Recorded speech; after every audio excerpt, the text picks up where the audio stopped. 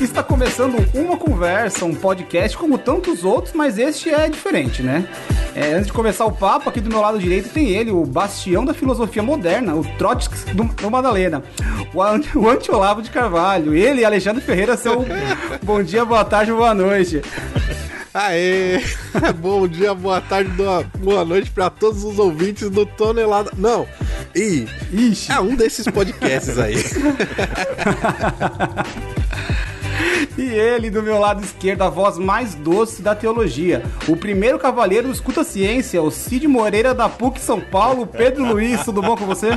Aê, tudo bem, Matheus? Sejam bem-vindos, sejam bem-vindas. Hoje a gente vai ter uma conversa sobre caridade vicentina. Eu sou Pedro Luiz. Mas espera, quem tá falando aí com... Quem fez essa abertura aí, Pedro? Quem fez essa abertura? Eu sou... Vamos pela ordem, vamos organizar a bagunça. Eu sou Pedro Luiz. E eu sou o Matheus Maciel. Eu sou Alexandre Ferreira. Já que a gente sente saudade do Tonelada Cast, né, a gente traz os caras pra cá. Trouxe o Júlio, agora traz o Matheus. E ainda faz o Matheus fazer a abertura do Tonelada Cast com todos os seus elogios do Moção ou os elogios do carro velho. Todos rebuscados, a gente ainda traz os caras, como eu disse, para participar e bota eles nessas enrascadas de se sujarem participando de uma conversa. Matheus, seja bem-vindo, meu irmão. Ô, pessoal, muito obrigado pelo convite, estou muito feliz de estar com vocês, sou muito fã, escuto muito, e só assim pro Tonelada gravar, né, sendo convidado por outros podcasts, porque a gente tá devagar. É verdade, a gente morre de saudade do Tonelada Cast, mas vamos falar a verdade, né, os caras lançam um episódio por ano praticamente, e assim, dão um show, um baile, né, de como é que o pessoal da PJ gosta de falar, análise de conjuntura. Nossa, análise... Olha, eu conheço aí teólogos que até hoje piram na análise de conjuntura, hein? Mas olha, é o podcast sazonal mais regular de todos, hein? Parabéns. Mas precisa voltar, poxa vida. Não, a gente já falou, a gente gravou desse ano, então tá tudo certo. Já ano que vem a gente grava mais um. Até 31 de dezembro vocês têm prazo, né? Com certeza, já foi a cota do ano. Mas a gente tá se organizando pra gravar mais, é que a nossa gravação sempre foi presencial e a pandemia deu uma desanimada na gravação virtual. A gente não pegou o ritmo, né? A nossa mesa é um pouquinho grande e pesada, sim. Aí fica um pouquinho complicado de gravar à distância. Mas a gente tá se acostumando, a gente tá melhorando nisso. Ô, Matheus, eu sempre tive essa curiosidade. Vocês comem enquanto gravam? Porque, cara, tem um aspecto de que tá rolando uma pizza, alguma coisa ali, ou não? Ó, o podcast se chama Tonelada Cast. Não né? Por isso. Não só pelos assuntos. Mas porque eu acho assim que sempre a galera tá num clima ali de pizza do Faustão, entendeu? Ó, se eu falar pra vocês que a gente perde mais tempo definindo o cardápio do que a pauta, vocês não vão acreditar. Eu consigo. Mas a gente come bastante, come bem. Não, eu consigo, mas eu falo, cara... A gente come...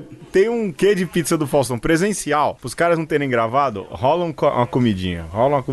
A discussão maior não é nem pra ver o que vai discutir no episódio. A discussão maior é pra ver o que vai comer antes de começar a gravar. Excelente.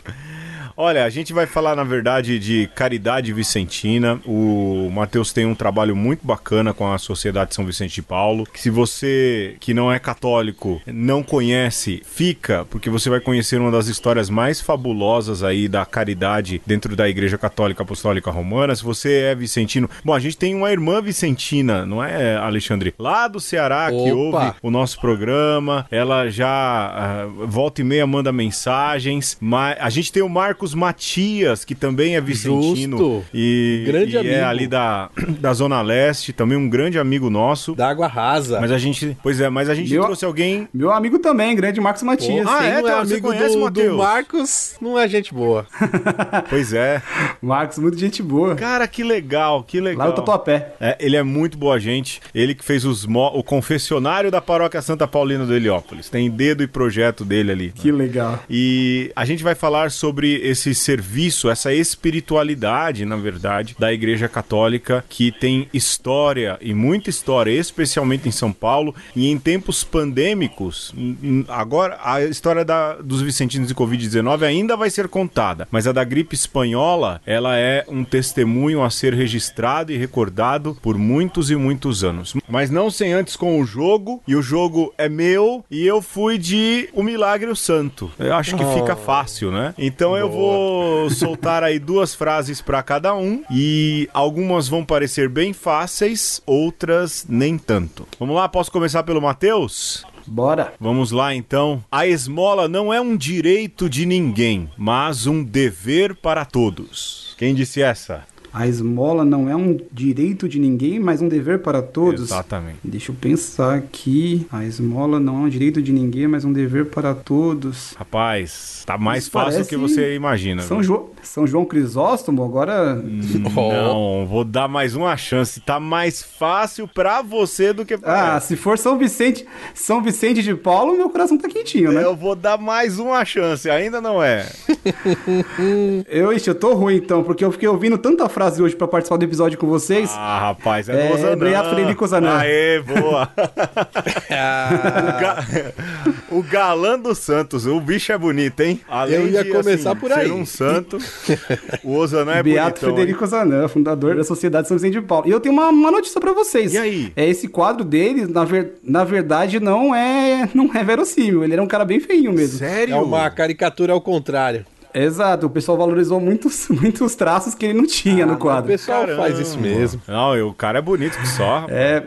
Tem uma carta dele que ele até fala que ele tinha um nariz muito grande, baixa estatura, ele reclama um pouco da aparência dele. O cara não era tão bonitão, ele é mais gente como a gente, né? Cara, e Os caras fazem isso até ele, com né? Jesus. Não vai fazer com o Ozanam. Verdade.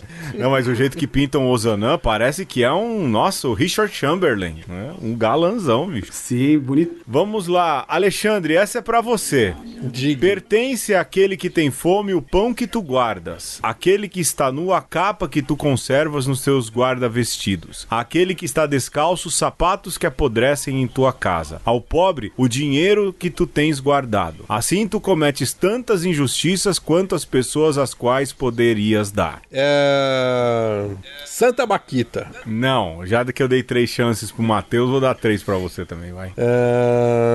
Eu tô pensando que é frase de santo aí, Pedro. Por favor, você vê É santo, é santo. Todos são santos ou beatos. Ah, que bom. Quando fala que o pão que você tem a mais pertence a quem tem fome, pode ser outra coisa também. Mas eu quero crer que são frases de santos. São santos. Então, São Vicente de Paulo. Mais uma chance, Alexandre. Eu tô tentando ir pelos santos... Eu vou dizer uma pista. Magno. Magno você não disse nada, Pedro. Disse, é grande. Mas Magno tem muitos. Pode ser então. Carlos Magno.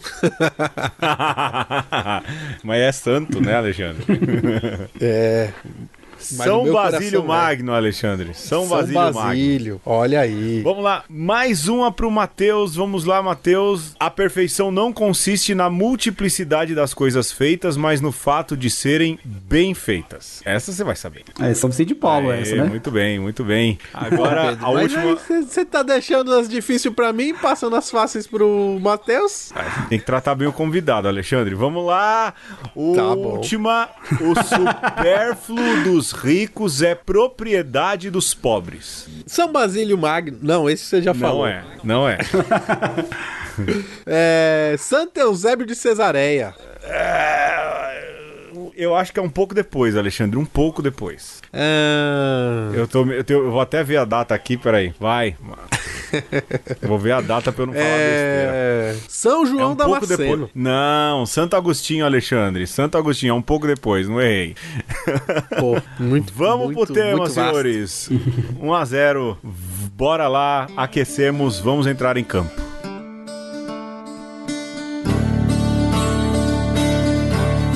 Ser vicentino é ser alguém que ama e que se deixa amar. Alguém que sente e provoca um sentimento. É alguém que perdoa o que muitos não conseguem perdoar. É alguém que vê o que muita gente não quer ver. Ser vicentino, muitas vezes, é sofrer. Sofrer por alguém que, aos olhos do mundo, é um desconhecido, mas que, aos olhos de um vicentino, essa pessoa é um irmão. Ser vicentino é ajudar quem sonha com um pedaço de pão na mesa e vive com uma lágrima no canto do olho. É uma constante formação cristã e humana que nos ajuda a aproximar-nos mais de Deus, aproximando-nos dos pobres. Olha aí, antes de a gente começar então o nosso tema, eu queria que o Matheus se apresentasse, agora sem a bagunça que foi esse começo. Matheus, como é que você chegou aqui, além de ser ali o cara do Tonelada? Por que a gente chamou? Lógico, a gente chamou por conta do trabalho com os vicentinos, mas conta um pouco a tua história aí, meu irmão. Bom, pessoal, meu nome é Matheus, né? Hoje sou casado com a Bia. Sou vicentino, confrade vicentino desde 2012.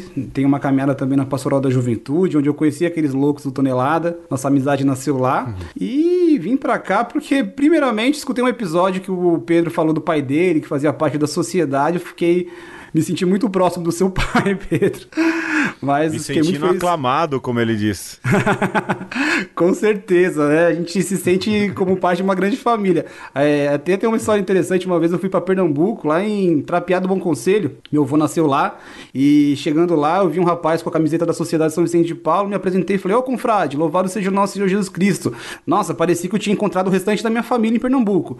Me levaram para tomar café, conhecer o grupo. Então a gente fica muito feliz de fazer parte dessa família e de ser acolhido por vocês aqui no podcast hoje, bater esse papo. Bacana. Você sabe que você conta essa história aí de que foi para Pernambuco. O meu pai tem 80 anos e teve ali algumas dificuldades na paróquia, mesmo antes de eu deixar o ministério. E eu lembro que em umas conversas ele falou: olha, eu vou deixar o trabalho com os vicentinos, um pouco pela idade, mas também algumas decepções e tudo. Mas ele continuava frequentando algumas reuniões de outras, né, para manter o vínculo. Mas o maior carinho do meu pai ainda é com os vicentinos de lá de onde ele veio, do Ceará. E ele fez um vídeo, recentemente fizeram um vídeo de aniversário pra ele fez 80 anos, e aí pede um vídeo de parabéns daqui, já que não pode fazer festa. E foi bonito, uma senhorinha falou: ô Luiz, quando é que você vai poder vir aqui? Nossas reuniões estão acontecendo mais ou menos, mas a gente quer tanto sua presença aqui nas nossas nas nossas reuniões, nas nossas conversas, ou seja, uma vez da família você não se desliga dela, né? Eu acho isso de uma beleza assim, fora do comum. É importante a gente frisar isso porque os dois pilares que sustentam a Sociedade São Vicente de Paulo, desde os Osana e seus companheiros na fundação em 1833, são a caridade e a amizade, né? São esses dois pilares que sustentam a vida vicentina dentro da SSVP.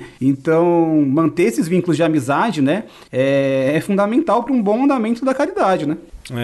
Então, é algo que eu não sabia, essa questão do pilar de manter o vínculo de amizade. E, de novo, eu vou me referir ao meu vicentino favorito, sem nenhum demérito aos outros, né? Mas semana passada ele ainda me ligou e disse: olha, faleceu o seu Alonso. Seu Alonso era um companheiro, né, um irmão da Sociedade São Vicente de Paulo, que era o comentarista das missas, sabe? Então ele tinha aquela voz mais impostada e falava bonito, rebuscado. E a alegria deles, Matheus, Alexandre, é que nas festas que comemoravam ali o aniversário da sociedade, eles conseguiam fazer com que eu fosse lá presidir a Eucaristia, né?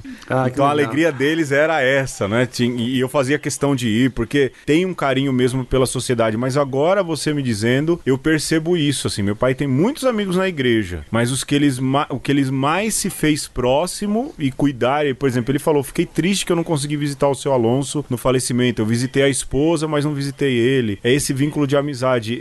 Se isso é um pilar, eu confesso que não sabia, mas digo que vejo isso muito presente aí no meu pai. Que bacana, viu? Não, e manter esses vínculos de amizade são as coisas que mantêm a gente firme enquanto grupo, enquanto Sociedade São Vicente de Paulo.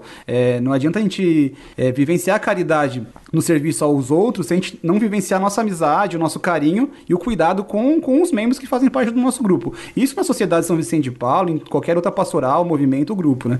Sim. Mas a Sociedade São Vicente de Paulo tem uma coisa interessante que, geralmente, em outras pastorais, acho que geralmente é um pouco pesado, mas eu via em outros grupos da igreja uma certa concorrência, e coisa que não acontece entre os membros do Vicentino, essa coisa do unir-se pela caridade e todo mundo ter essa certeza de que o próximo é o mais importante, parece que dá uma liberdade para os vicentinos serem amigos sem concorrer entre si, né?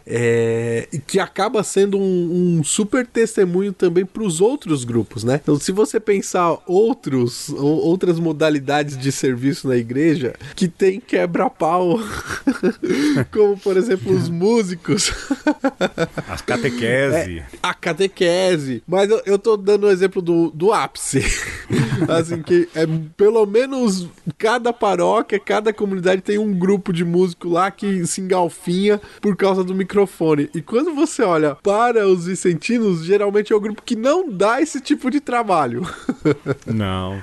E são os que mais têm dificuldade. Eu confesso a vocês, eu passei por 3 comunidades paroquiais, né, enquanto exerci o sacerdócio, e uma tinha os vicentinos mais de uma maneira já definhando. Isso é um fenômeno, e ver o Mateus, um jovem, né, dentro da Sociedade São Vicente de Paulo e fazendo aí toda uma movimentação, me traz um alívio no coração, porque é também um fenômeno dos vicentinos que é o ocaso, né? Eles vêm definhando, acabando, porque parece uma coisa muito de idosos, né? De velhos, de gente, não velhos no sentido negativo, mas de gente idosa, não é? E nessa paróquia aconteceu isso, virou uma pastoral de caridade. No Heliópolis não tinha, a gente conseguiu colocar uma pastoral de caridade, e nessa última paróquia onde eu estava era um senhor só, e nem mais tinha conexão com a Sociedade São Vicente de Paulo, nada disso, né? Então é triste quando você vê, pelo menos no Ipiranga, eu pude constatar isso, esse declínio. E em outros lugares, gente que está assumindo o trabalho da Sociedade São Vicente de Paulo, mas não com a espiritualidade da Sociedade São Vicente de Paulo. Que é o problema. Esse também é um problema que vem grande, não é, Mateus? Eu não sei se você repara isso, né? Sim. Durante muito tempo, o trabalho vicentino, por ser uma questão de serviço aos pobres mesmo, sempre teve uma ideia que era um trabalho, aquele negócio, né? O que a sua mão direita faz, a esquerda não sabe, né? Então, é um trabalho muito restrito, muito escondido, né? Muito pouco divulgado. E isso teve um impacto na vida dos grupos vicentinos, das conferências, né? As conferências envelheceram, né? Ser vicentino, em muitos lugares, é sinônimo de ser um senhorzinho de cabeça branca, uma senhorinha, né? E com o tempo, o grupo envelheceu bastante e perdeu força. O nosso próprio grupo mesmo, uma conferência que eu participo hoje, que é a Conferência São João Batista, até a entrada do nosso pessoal, isso já faz um bom tempo, né? Eram 3 idosos só, e que estavam lá segurando as forças, mas também tiveram a tomada de consciência de pedir ajuda e tentar trazer novas pessoas. Hoje a gente tem um movimento de juventude muito bonito na Sociedade São Vicente de Paulo. Eu faço parte, a gente tem outras pessoas, né, no movimento de juventude em muitos locais, mas ainda não é uma realidade total das conferências, né? A gente precisa crescer mais nessa questão de juventude, de vivenciar o carisma da caridade e de uma caridade afetiva e efetiva, como diz São Vicente, né? Eu vejo um pouco essa coisa do ocaso, né? Acho que por ser, de certa maneira, fraternidades, né? Cada núcleo ali, né? Vinculado a uma paróquia ou não, porque tem isso, né? O grupo vicentino não necessariamente precisa estar dentro de uma paróquia, ainda que de alguma maneira se submeta ali à autoridade local. Mas eu vejo que o ocaso são de grupos e ao mesmo tempo outros grupos vão nascendo.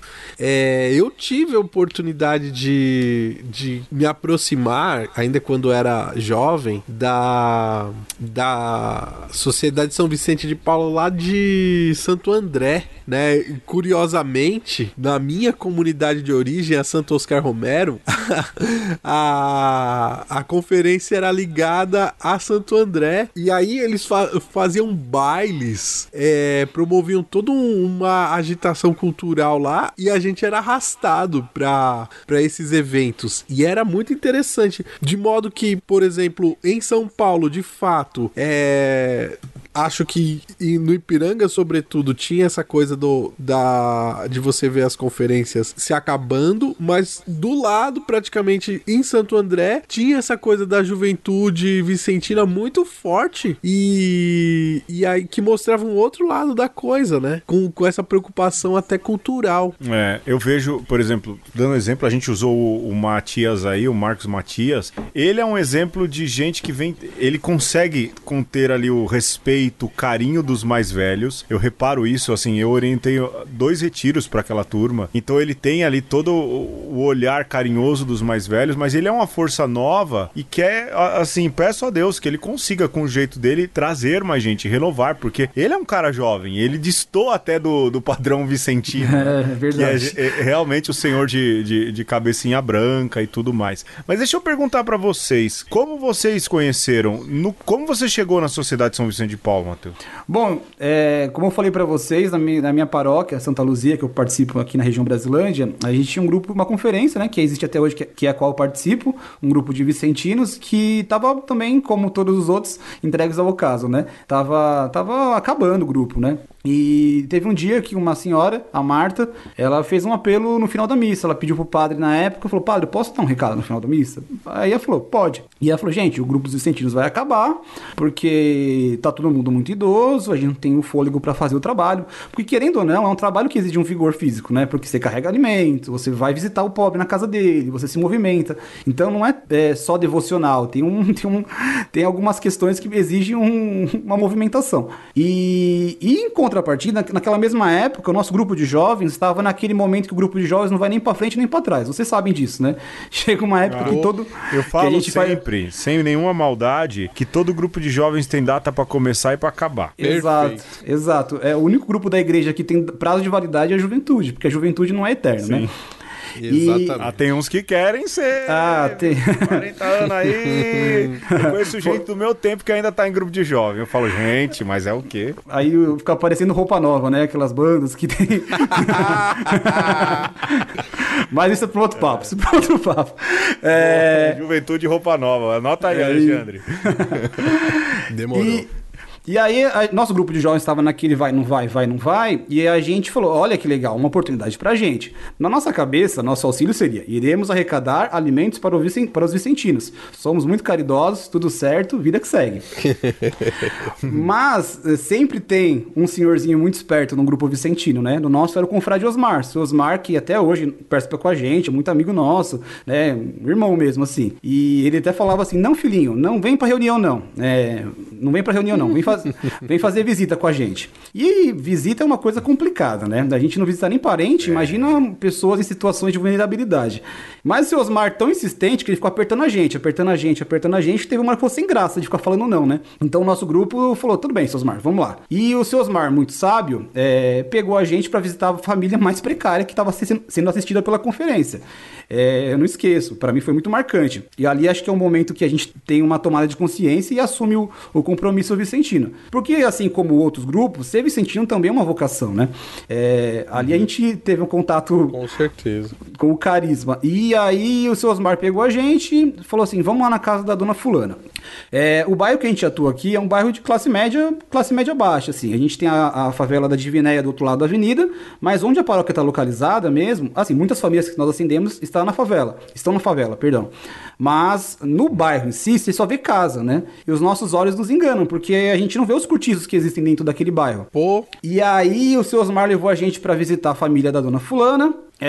Entramos num cortiço. Eu lembro que os degraus eram muito altos entre si, tipo, era um curtinho, o outro muito alto, um curtinho muito alto, cheiro de esgoto, cheiro muito forte de esgoto escorrendo, e aquele monte de gente nos cortiços. A gente entrou num dos quartinhos, era um quarto muito pequeno, e o que chamou a nossa atenção, que a gente ficou um pouco chocado, é porque tinham muitas crianças no quarto, e nenhum adulto, né? Tinha uma mais velha, de uns 12 anos, que tava cuidando de todo mundo, e criança, de verdade, gente, pipocava criança assim, uma debaixo da cama, uma de trás do armário, e saía criança fugindo pelo ladrão, assim, um monte de criança.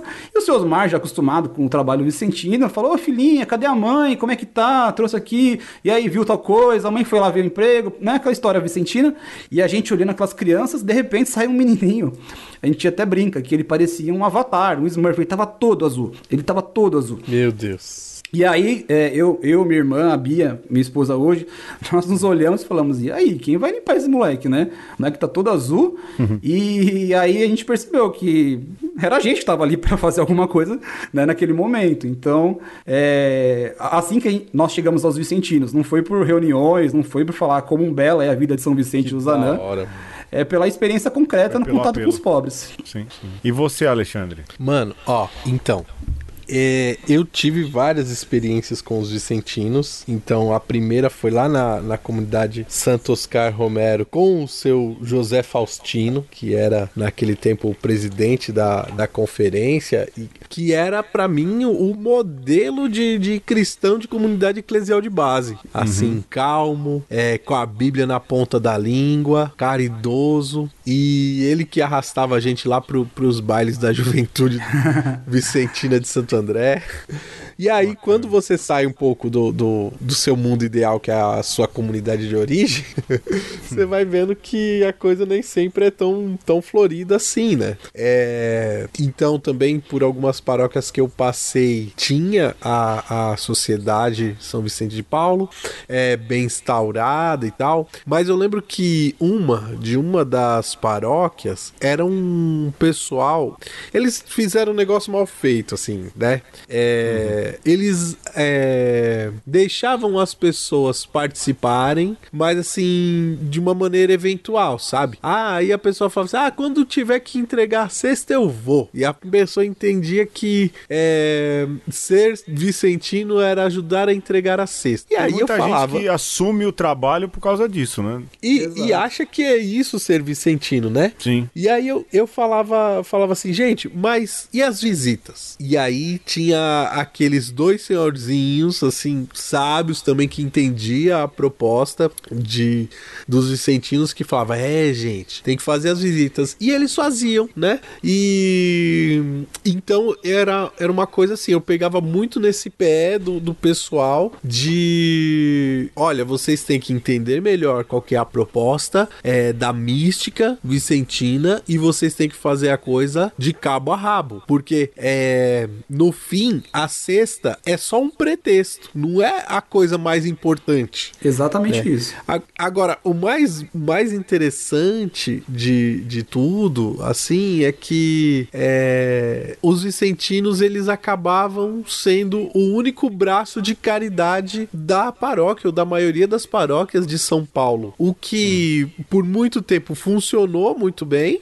Agora, hoje faltam essas pessoas que assumam a mística vicentina, mas também faltam pessoas que assumam o braço da caridade da igreja, que é algo imprescindível para qualquer comunidade eclesial, né? E por trás disso tudo falta uma mística consistente, uma espiritualidade que de fato alimente essas pessoas a fazerem um trabalho que não é fácil. Não, e você falou uma coisa muito importante, porque os vicentinos não são entregadores de cesta, né? É importante a gente ter essa noção que você não precisa entregar cesta para desenvolver um trabalho vicentino, porque nenhuma forma de caridade é estranha à sociedade de São Vicente de Paulo, né? A gente pode, na grande maioria das paróquias, o atendimento é feito às famílias que buscam as cestas naqueles locais, porque é aquilo que a pobreza da região demanda, né? Uma cesta básica, as pessoas buscam isso. Mas isso não impede dos vicentinos fazerem um trabalho com população em situação de rua, com comunidades de diversas formas, crianças, adolescentes, como existem projetos. Mas a gente ficar sempre focado somente na questão da cesta e esquecer da visita, da mística da visita ao pobre, do contato com o pobre, já dizia São Vicente de Paulo, e são os nossos mestres e senhores, né? Não só também numa questão de servidão, mas de aprendizado, de crescimento. De promoção, né? De promoção, exatamente. Você sai dessa visão assistencialista da caridade, né? De ser entregador de cesta, e passa a buscar o que a gente chama de mudança sistêmica, né? De atacar os problemas que são raízes que geram a pobreza. Frederico Ozanam, fundador da Sociedade de São Vicente de Paulo, que me pegou uma peça agora no jogo, ele tem uma frase ótima que acho que resume muito bem o trabalho da Sociedade de São Vicente de Paulo, né? A caridade, É o samaritano depositando azeite nas feridas do viajante. A justiça previne os ataques, né? Então a gente tem que prevenir os ataques, não só derramar azeite na ferida. Que bacana. Ó, por fim, eu vou ser bem rápido, porque assim, eu conheci a Sociedade de São Vicente de Paulo por causa do meu pai. E assim, meu pai, o sonho dele era se dedicar à Sociedade de São Vicente de Paulo. Por quê? Porque o avô dele, porque meu pai perdeu o pai dele muito cedo, então ele foi criado pelo avô, o senhor Pedro Cláudio. Por isso que me chamo Pedro, né? E o avô dele era da Sociedade de São Vicente de Paulo. E o que meu pai contava, amigo de Frederico Rosanel. Contemporâneo. Pois é, então. Avô do meu pai com 80, né? Um senhor. E o meu pai contava primeiro que meu avô era o símbolo de bondade, e não é uma questão paternal, não. Meu pai, ele era muito conhecido ali no vilarejo por esse símbolo de bondade, porque pertencia à Sociedade de São Vicente de Paulo, porque a Sociedade de São Vicente de Paulo lá da Sucatinga, do Beberibe, ainda ela é forte.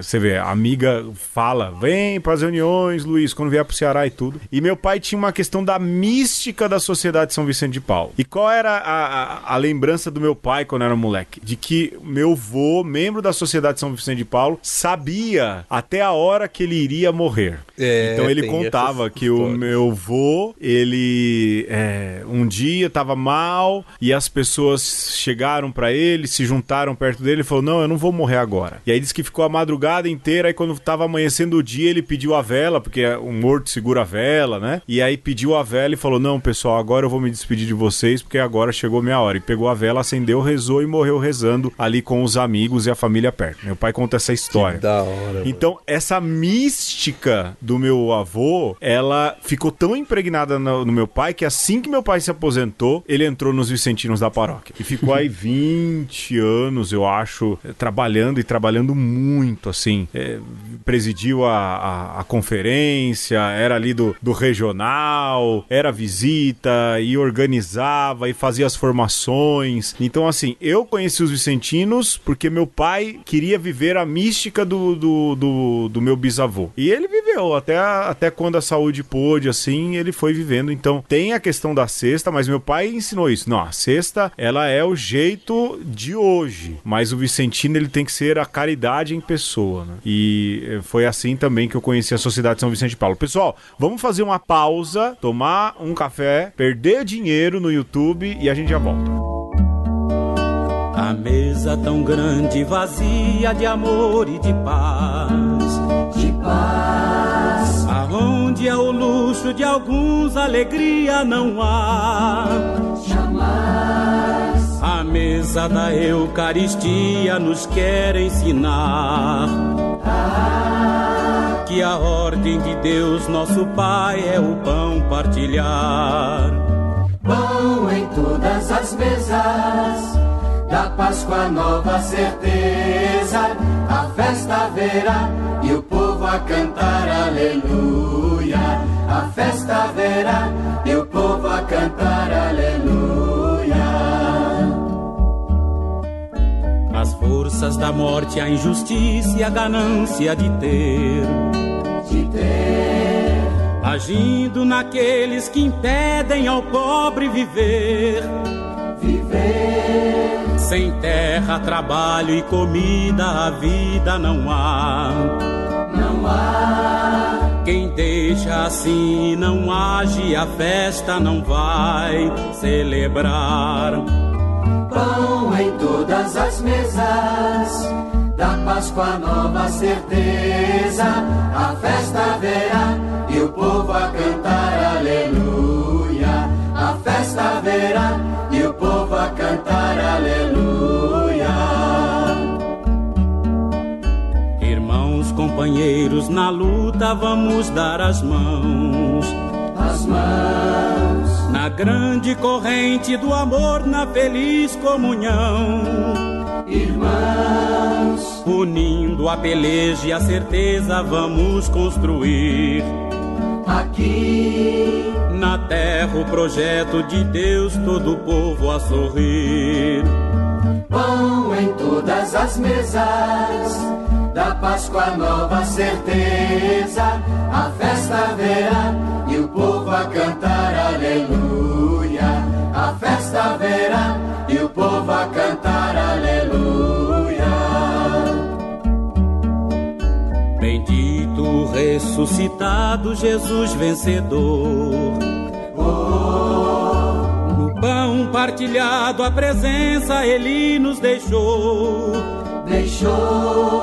Bendita é a vida nascida de quem se arriscou na luta pra ver triunfar neste mundo o amor. Pão em todas as mesas, da Páscoa nova certeza, a festa haverá e o povo a cantar aleluia. A festa haverá e o povo a cantar aleluia. E neste episódio nós estamos falando sobre a mística, a prática e tudo mais que há de bom na Sociedade São Vicente de Paulo. Estamos falando com o Matheus Maciel, nosso amigo do Tonelada Cast. E é importante a gente frisar isso porque, né, não é todo dia que a gente tem um Tonelada Caster aqui na casa. Tonelader. Então, eu acho que a gente poderia falar um pouco, eu falei, lógico, daquilo que é a mística, a espiritualidade vicentina que eu aprendi lá em casa com meu pai, essa realidade. Mas o Matheus disse lá no começo dos pilares da espiritualidade vicentina. Eu lembro que eu preguei retiro para os vicentinos lá do Tatuapé, que turma excelente, foram 2 ocasiões, assim, muito proveitosas. Acho que o Alexandre também orientou retiro para eles, é uma turma nota 10. Fiz uma vez. Então, quer dizer, o retiro o retiro espiritual faz parte da espiritualidade, mas como é construída essa espiritualidade vicentina, ô Matheus? Bom, a espiritualidade vicentina, a gente, além da questão do amor afetivo, exercício das obras de caridade, né, sempre com alegria, coragem, amor, a espiritualidade vicentina, ela nasce a partir de um itinerário que São Vicente deixou pra gente, de um projeto de vida mesmo, de serviço aos pobres, né, através do que a gente chama de virtudes vicentinas. Ele, através do estudo da Bíblia, da sua vivência do Evangelho, ele elencou 5 virtudes que são aquelas que norteiam a espiritualidade vicentina, que é simplicidade, humildade, mortificação, mansidão e zelo, né? Então, é interessante porque essas 5 virtudes, elas se interligam e elas se completam, de certa forma, né? Então, a partir dessa experiência de simplicidade, de humildade, de mortificação, mansidão e de zelo, né, de cuidado, a gente consegue vivenciar essa experiência que é legada de São Vicente de Paulo. A mortificação, no caso, é um jejum, alguma coisa assim? Não, é uma questão mais... Hoje a gente chamaria de empatia, de se colocar no lugar do outro, né? Sentir as dores do outro, legal. Né? Acho que uma evolução. É isso, não é uma questão tão corpórea assim, né? Corporal, mas é uma vivência de você sentir as dores do outro, né? De se colocar no lugar dele. Sim. Olha, mas assim, eu digo, por exemplo, jejum. Eu não vejo sentido de jejum se não for por esse da empatia. Sinceramente. Vou jejuar na Sexta-feira Santa. Tá, mas por quê? Pra eu não ter ali a questão do me alimentar? Ou ele não deve se... Eu penso que o jejum, na minha cabeça, ele tem que se associar ao fato de que eu estou fazendo algo voluntariamente que o outro está fazendo por necessidade. Exato. Eu não vejo particularmente outro sentido de jejum senão esse. Olha que a gente faz aqui na Quaresma, a gente na sexta não come nada de carne, nada mesmo. E assim, por quê? A gente não vai comer voluntariamente, agora tá caro pra caramba também, né? A gente não vai comer voluntariamente aquilo que os outros não têm condições de comprar. É por empatia. Eu não vejo outro sentido no jejum. Então, mas aí isso se liga à questão da simplicidade, da humildade, porque é aquela coisa, né? Como é que você vai numa casa que tá faltando até a água pra beber e depois sai dali, vai no shopping comprar um tênis de 700 pau?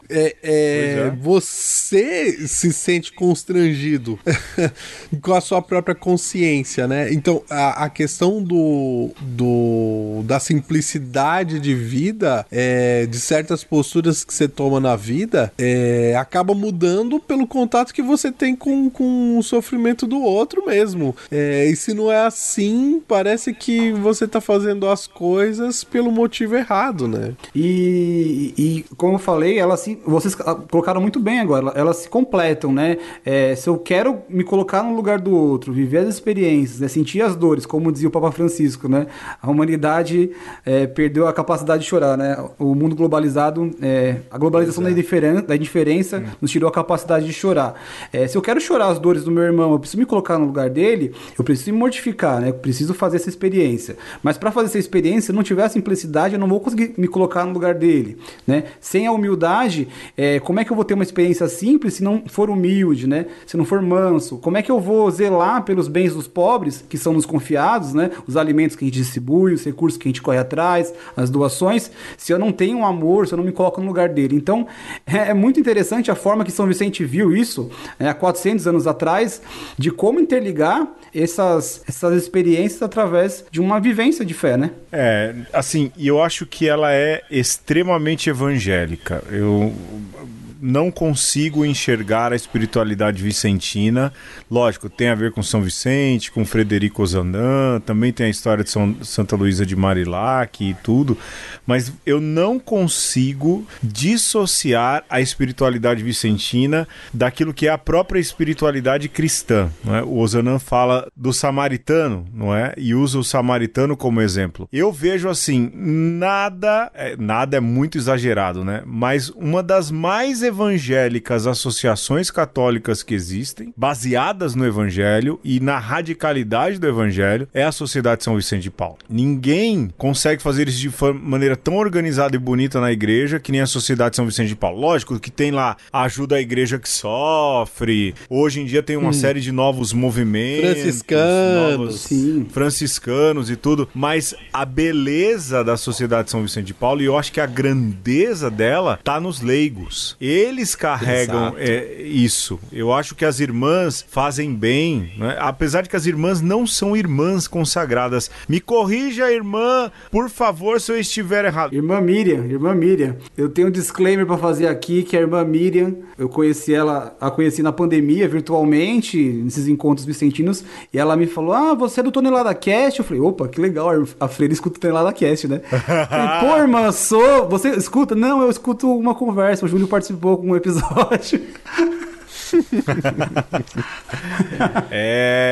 Irmã Miriam, desculpa se eu estiver falando errado, mas eu lembro que eu ouvi da irmã Carolina Mureb, que não são exatamente consagradas. Eu não sei se foi dela ou foi de outra raiz, mas eu penso que quem leva essa questão da caridade, porque elas vão ali pro ramo da educação, também da caridade, mas quem vive isso são os vicentinos e o movimento do leigo, né? A Sociedade de São Vicente de Paulo. Essa ligação bíblica, ela é belíssima, né? E eu falo, eu vejo isso nos vicentinos de maneira muito mais despojada, menos pomposa, menos propagandística do que outros movimentos que fazem caridade. Mais colada com a pedra. Sim, porque lança a mão de uma série de, vamos dizer assim, outros artifícios e penduricalhos que a gente vê muito hoje, né? Que é uma certa desconexão com a realidade. Eu não tô criticando quem faz a caridade, muito pelo contrário, que a turma faz muito mais caridade que eu, mas eu gosto de quem faz de um jeito Sociedade São Vicente de Paulo, Arsenal da Esperança, você entende? Sem muita identificação, é o cara que você cruza no ônibus e que final de semana heroicamente salva vidas. Eu acho isso muito legal.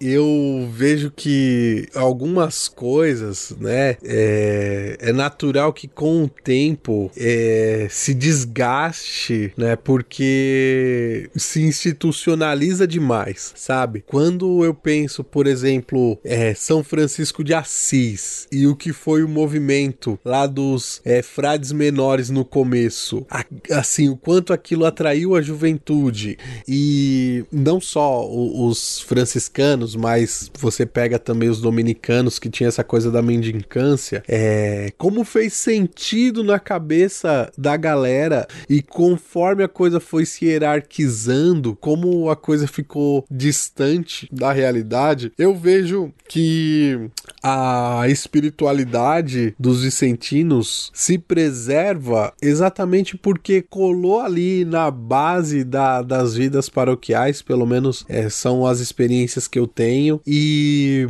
faz um serviço que ele é primário, porque sempre vai ter alguém batendo a porta, né, da paróquia, sempre vai ter alguém ali estendendo a mão e pedindo. E uma coisa que eu achei lindo que aconteceu lá na minha comunidade de origem, uma vez, foi uma senhora que ela era atendida pelos vicentinos, né, teve lá um percalço, um revés na vida e precisou receber alimentos, e assim que ela se levantou, resolveu, né, ali as questões emergenciais da vida dela, ela falou assim, eu quero fazer parte, e se tornou vicentina. Depois mudou, foi para outra cidade, mas eu acho que a gente tem essas lições, como o Pedro falou, que é ao mesmo tempo do anonimato, mas ao mesmo tempo que se repete muitas vezes, né? De uma forma ou de outra,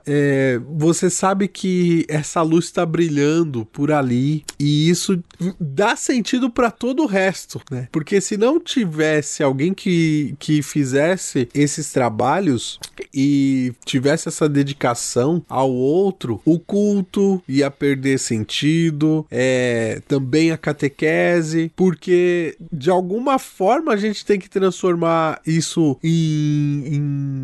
em algo concreto, né? Esse lado espiritual, esse lado doutrinário, e eu acho que a gente aprende muito, sobretudo quando a gente não quer exatamente essa coisa da pompa, eu apareci, eu fiz, ainda que seja importante também por tudo isso que o Matheus está falando, dar visibilidade, falar e chamar outras pessoas para fazerem parte também, né? A experiência da caridade, acho que ela tem dois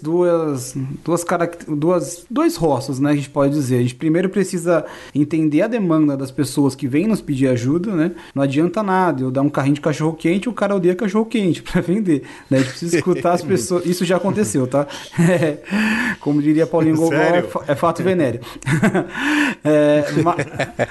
Mas também entender que a gente precisa de mais pessoas para fazer o trabalho, né? O trabalho não se faz sozinho. O Zanã fundou o grupo com seus amigos, né? Conseguiu, nos seus poucos anos de vida, ele morreu muito jovem, com 40 anos, né? Espalhar para diversos países e formar a sonhada rede de caridade, né? Que a gente fala que é o sonho de Ozanam. Entender que precisa de pessoas também para levar esse trabalho à frente, né? Quanto mais pessoas tiverem dispostas a vivenciar esse carisma, esse serviço, a gente consegue servir mais e melhor os nossos mestres e senhores.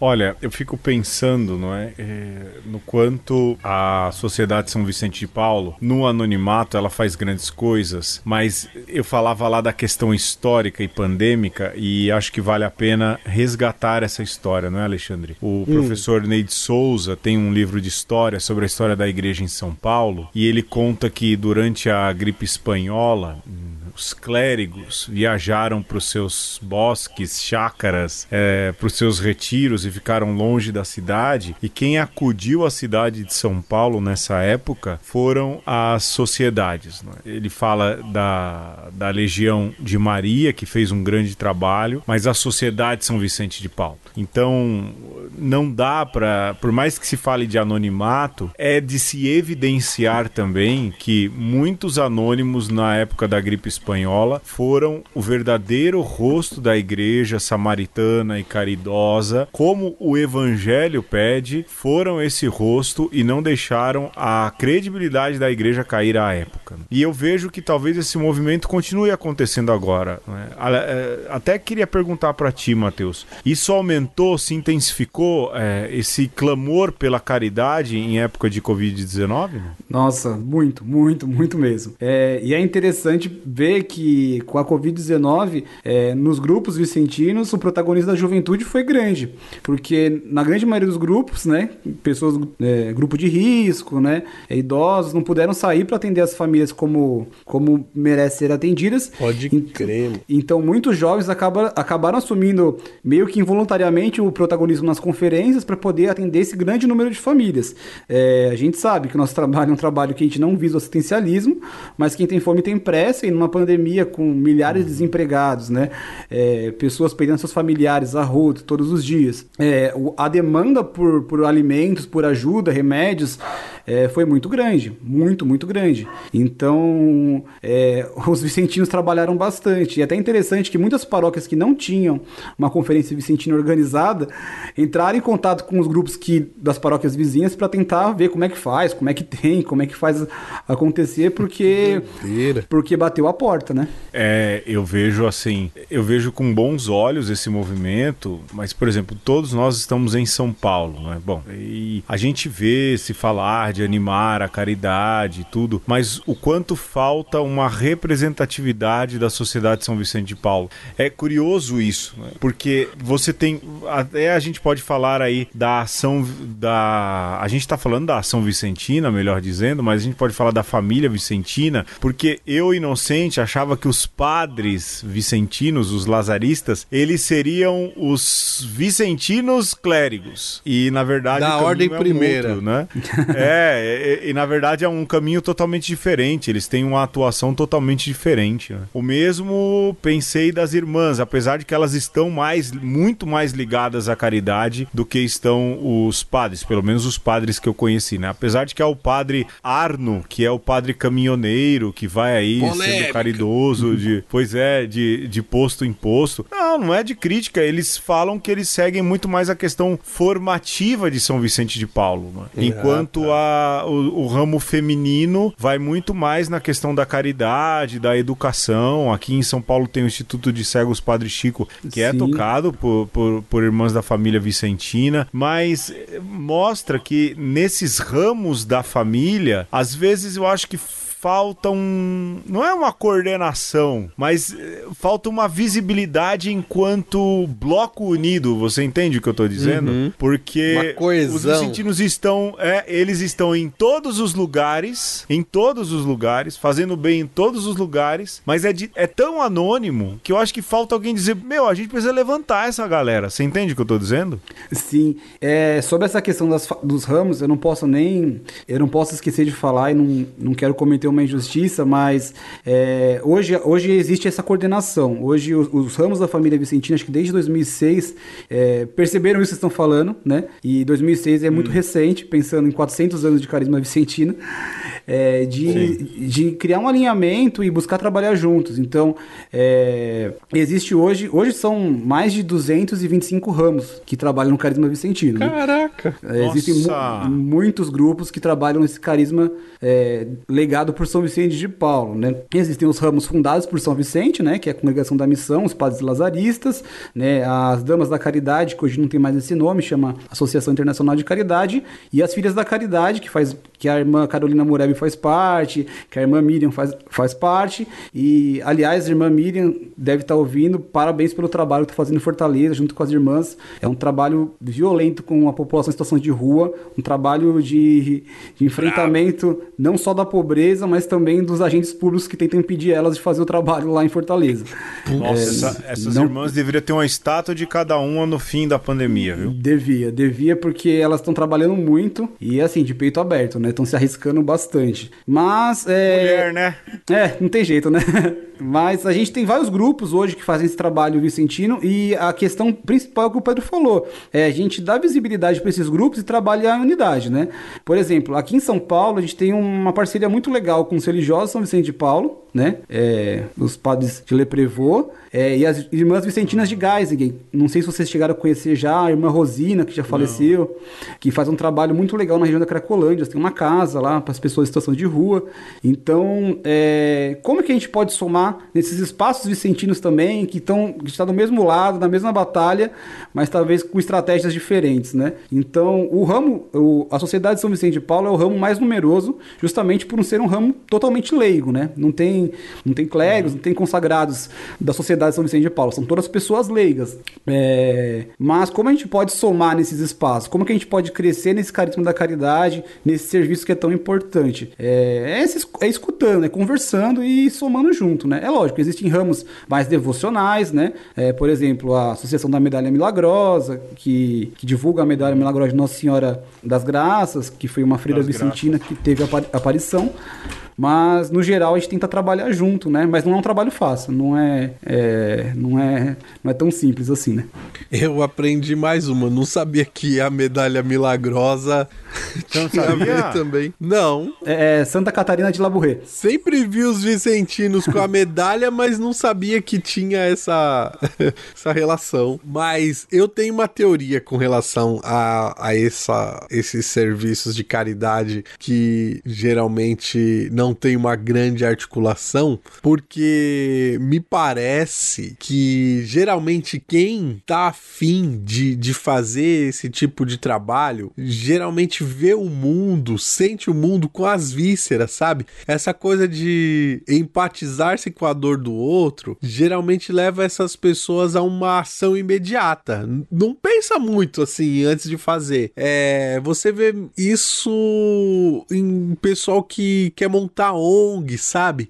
É um pessoal que fala assim, tem que fazer alguma coisa e tal, e se mete a fazer, só que na hora de organizar, na hora de dar corpo, na hora de pensar numa ação mais estratégica, geralmente se perde, né? E aí você vê um pouco isso também nas nossas paróquias, que geralmente aquele pessoal que chega no primeiro momento e fala, eu quero ajudar porque tem que fazer alguma coisa e tem que fazer aqui a marmita para levar para o morador de rua, é um pessoal com muita boa vontade, mas que quer tudo para ontem, e na hora que você começa a falar, então, mas vamos questionar, vamos ver aqui onde é que a gente tem que agir de uma maneira mais estratégica para de fato resolver o problema, aí o pessoal já fala, mas isso tá ficando complicado demais, burocrático demais, e aí sai fora, não dá o passo que precisa dar pra coisa se estruturar, né? E talvez o que falta